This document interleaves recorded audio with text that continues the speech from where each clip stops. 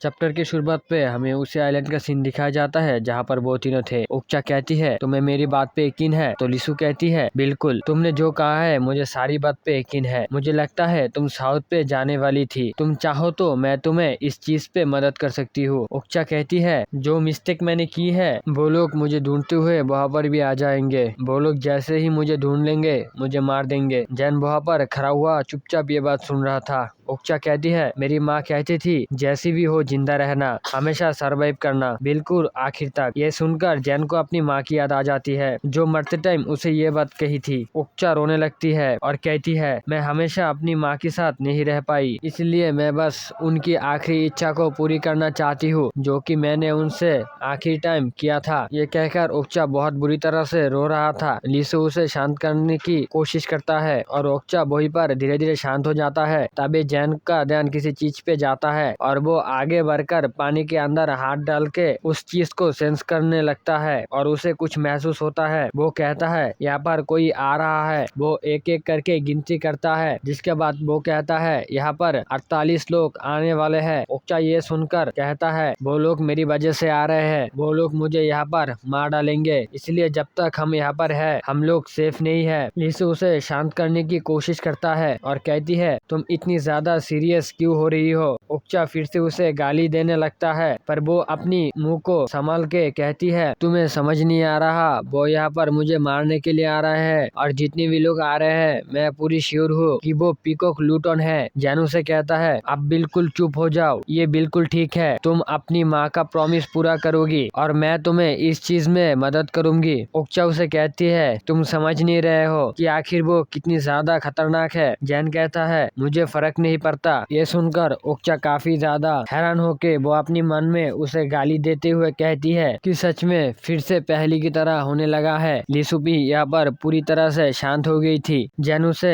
आगे कहता है भले ही यहाँ पर नॉर्थ हो या साउथ हो मुझे फर्क नहीं पड़ता, भले ही यहाँ पर पूरी दुनिया क्यों ना आ जाए, जब तक तुम इस आइलैंड पर हो तुम्हें यहाँ पर मरने वाला नहीं है, तुम यहाँ पर जियोगी जब तक मैं यहाँ पर हूँ। जिसके बाद हमें 1 महीने का बाद का सीन दिखाया जाता है कि वो नेमलेस आइलैंड जिसका कोई नाम नहीं था, इसे एक निक नेम मिल चुका है, रेड आइलैंड। हम देखते हैं वहाँ पर काफी सारे लाश पड़ी हुई है और जो भी लोग उन्हें मारने के लिए आए थे उन सब की डेड बॉडी वहाँ पर तैर रही है और इस तरीके से उस आइलैंड का नाम दिया जाता है रेड आइलैंड। इसके बाद उसी टाइम का सीन दिखाया जाता है जिस टाइम वो लोग अटैक करने के लिए आ रहे थे। जैन पानी में खड़ा था। वो लिसु से कहता है लिसु। ये सुनकर लिसु समझ गई थी अब यहाँ पर क्या होने वाला है। जैन उसे कहता है मुझे पता है तुम्हें ये पसंद नहीं है पर मेरे पास कोई ऑप्शन नहीं है, अभी मेरे लिए जरूरी है तुम्हारा और इस लड़की का जिंदगी। अगर तुम दोनों यहाँ पर खतरे में हो तो मुझे ये करना होगा। लिसु ये सुनकर पूरी तरह से शांत हो जाती है। इसका मतलब जैन को परमिशन मिल गया था। इसके बाद जैन स्टैंड लेके खड़ा हो जाता है। इसके बाद हमें रात का सीन दिखाया जाता है जहाँ पे वो जनरल चाय का मजा ले रहा था और तभी गेट पर नॉक होता है। वो उसे अंदर आने के लिए कहता है और पूछता है मिशन कैसा चल रहा है। वो ऑफिसर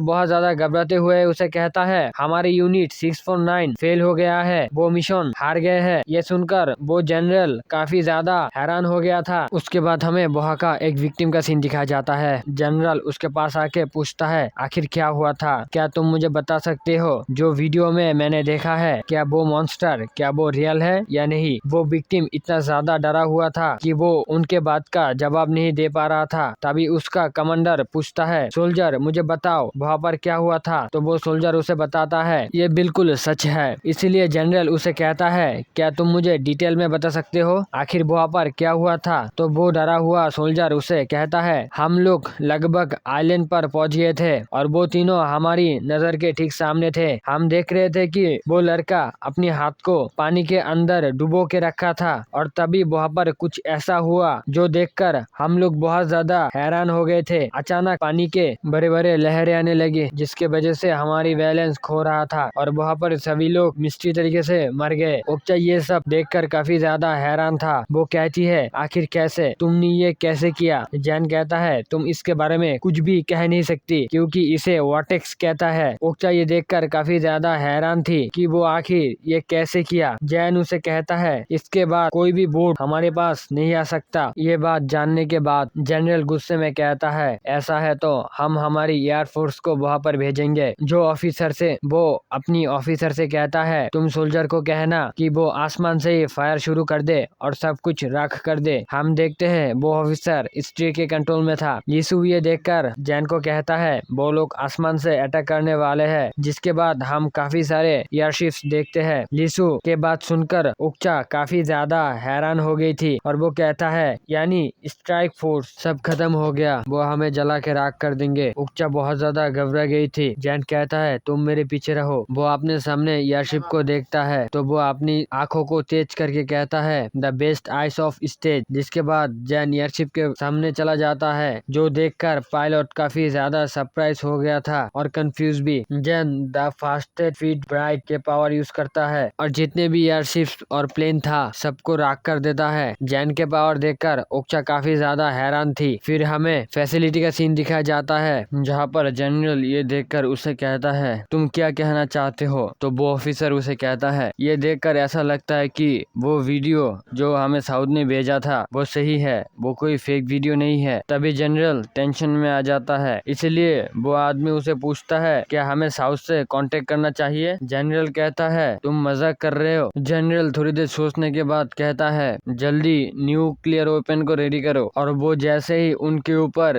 गैस छोड़ने के लिए गए थे, जैन अपनी पावर से उसे दूर भेज देता है और उस गैस को डिसिफायर कर देता है। जैन ये दूर से देख रहा था और उन दोनों का हाल बड़े बेहाल था। वो दोनों ये देखकर कहता है, सच में ये काफी ज्यादा आसान था। जिसके बाद वो ऑफिसर जनरल को रेगुलरली रिपोर्ट करता जाता है और जनरल उसकी जितने भी बॉम्ब मिसाइल था वो सब उसके ऊपर छोड़ देता है और जैन वहाँ पर सब कुछ बड़े आराम से खत्म कर रहा था, जिसके लिए उन दोनों को यहाँ पर कोई भी खतरा नहीं आया था। और वहाँ पर सभी चीजें फेल होने के बाद वो ऑफिसर कहता है, हमारा सब कुछ खत्म हो गया। जनरल ये सुनकर कहता है, सच में ऐसा लगता है कि मैं काफी ज्यादा बुरा हो चुका हूँ। ये कह के वो चुपचाप अपने सामने देखता है। वो ऑफिसर ये देखकर थोड़ा कंफ्यूज था। जनरल सामने की फोटो को देखकर कहता है, मुझे लगता है हमें हमारा लीडिंग कॉम्बैट से मिलना चाहिए, जिससे हम उन मॉन्स्टर को मार सके। जनरल इसके ऑफिसर को कहता है, हमें रिपब्लिक ऑफ चाइना की मदद लेनी पड़ेगी। यानी वो चाइना की मदद लेने के बारे में बोल रहे थे और हमें एक मूर्ति का सीन दिखाया जाता है, जहाँ पे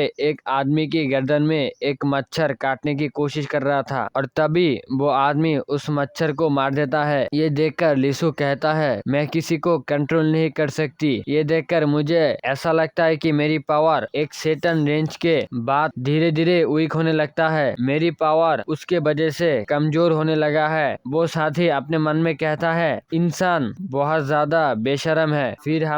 फिर हम देखते हैं उन लोगों को मारने के लिए बहुत सारे एयरफोर्स और काफी सारे शिप्स आने लगी थी। ये देखकर स्टी लिसु से कहता है, अगर इसी तरीके से सब कुछ चलता रहा तो तुम्हें ऐसा नहीं लगता कि सारी चीजें हम लोगों को रिटर्न में देनी पड़ेगी? लिसु ये सुनकर थोड़ी कंफ्यूज थी। स्टी कहता है, अगर इसी तरीके से फिर से सब कुछ चलता रहा तो ये फिर से सभी लोगों को मार डालेगा। और हम देखते हैं कि जैन छोटे छोटे पत्थर लेके सभी का मुकाबला कर रहा था और उक्चा उसके लिए पत्थर ढूंढ के ले आ रहा था। जैन सभी को टारगेट कर रहा था। स्टी लिसु से कहता है, केवल तुम्हारी रक्षा के लिए सभी लोग मर रहे हैं। पर लिसु भी यहाँ पर कुछ कर नहीं सकती थी। स्टी उसे और भी ज्यादा उकसाते हुए कहती है, तुम ये सब बेमतलब के मौत रोक सकते हो, तुम मुझे बस तुम्हारी बॉडी की कंट्रोल करने दो। और हम देखते हैं काफी सारे मिसाइल और एयरशिप्स उनके ऊपर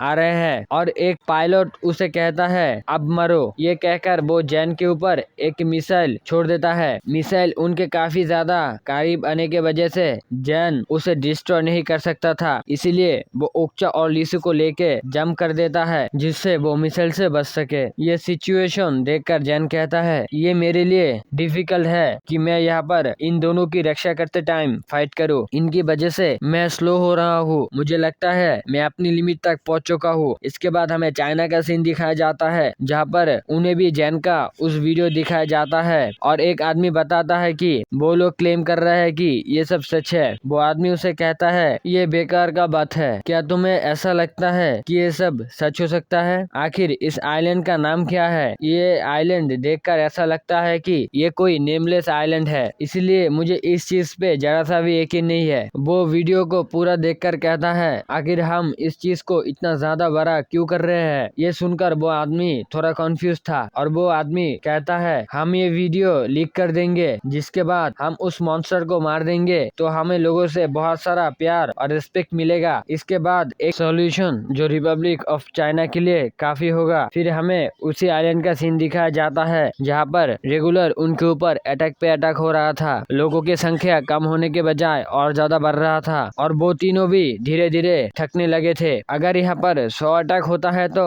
एक अटैक से तो वो दोनों को बचना पड़ेगा। जैन इसीलिए काफी ज्यादा थक गया था और वो कहता है इन चीज का कोई भी एंड नहीं है और अगर इसी तरीके से चलता रहा तो मैं अकेला ये सब कर नहीं पाऊंगा, क्योंकि इंसान इस दुनिया के ऊपर कंकर करने के लिए पड़े रहते हैं। वो एक प्रीडेटर है क्योंकि वो कुछ काम करने के लिए हमेशा चीजों का यूज करता है और उनके पास एक लैंग्वेज है। जिसके अलावा वो एक बुरे इंसान होके जन्म लेता है और किसी के ऊपर भी थोड़ी सी भी रहम नहीं दिखाते। अगर इसी तरीके से चीजें चलती रही तो मैं धीरे धीरे स्लो हो जाऊंगा, इसीलिए मुझे दिखाना होगा कि नेचर क्या कर सकता है। और भाई इसी स्पॉइलर के साथ हमारा चैप्टर यहीं पर खत्म होता है और हम बताना चाहते हैं अगर आप लोग इतनी देर तक वीडियो को देख रहे हैं तो भाई लाइक करें वीडियो को और ज्यादा पार्ट के लिए सब्सक्राइब करें चैनल को और कमेंट करके बताएं हमारा एक्सप्लेनेशन आपको कैसा लगता है। Thanks for watching this video.